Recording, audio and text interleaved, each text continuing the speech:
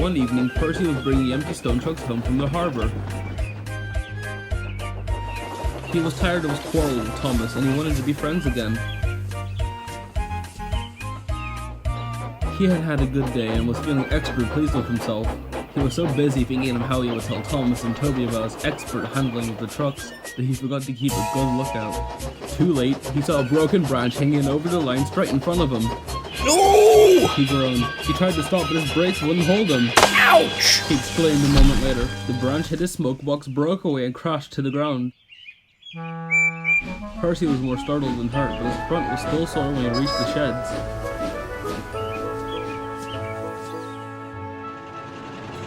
It's your own fault, said Thomas unsympathetically. You should keep a better lookout. I have no patience with you. Retorted Percy huffily. He forgot his good resolution and talked to Toby for the rest of the evening. Percy didn't speak to Thomas the next day either. I say, Toby, he said in the shed that evening. What's a drip? Do you know? Toby pondered. I guess it's when rain comes through a hole in your cab and fireman hasn't time to mend it. That's silly, objected Percy. I heard a boy on the platform call his friend one this afternoon. I'm sure he couldn't have come through a hole in my cab, he added earnestly. Thomas was tired of being ignored. That's different, he interjected. The boy just thought his friend was being a coward, or silly, or spoilsport. Percy thought about this. So he suggested reflectively. If you stopped me from doing something nice, would you be a drip, Thomas? You're the drip, answered Thomas crossly. Now go to sleep like a sensible Indian and stop talking nonsense. Percy was offended. Instead of going to sleep, he became even more determined to pay Thomas out.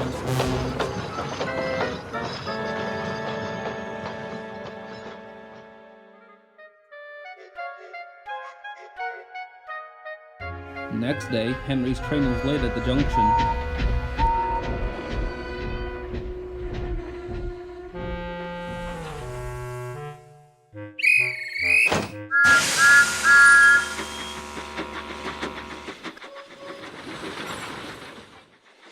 When Thomas set out along the valley, he was trying to make up for lost time.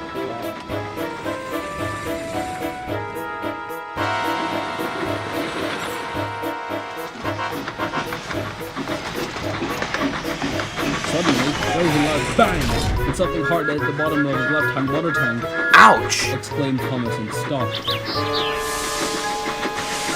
As he did, he felt water splashing cold against his wheels. One of your side rods is broken, said his driver. It swung up and punctured your tank. We'll have to get help, I'm afraid. At Farquhar, Percy was shunting trucks. The Stationmaster came up. Leave those trucks, please, Percy, he said. Thomas has got a hole in his water tank. There's water dripping everywhere, and he can't get home on his own. I won't go, he huffed indignantly. Thomas called me a drip. Let him jolly well stay there and drip himself. But what about Annie and Clarabelle and the passengers? Reminded Percy's driver. Do they deserve to stay out all night too? Oh, I forgot them, he said. We must rescue them in case they turn into drips too. And he hurried away.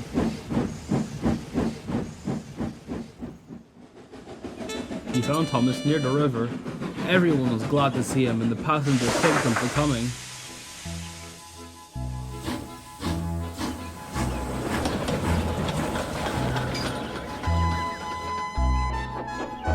I'm sorry I was rude, said Thomas as Percy helped him back to the sheds.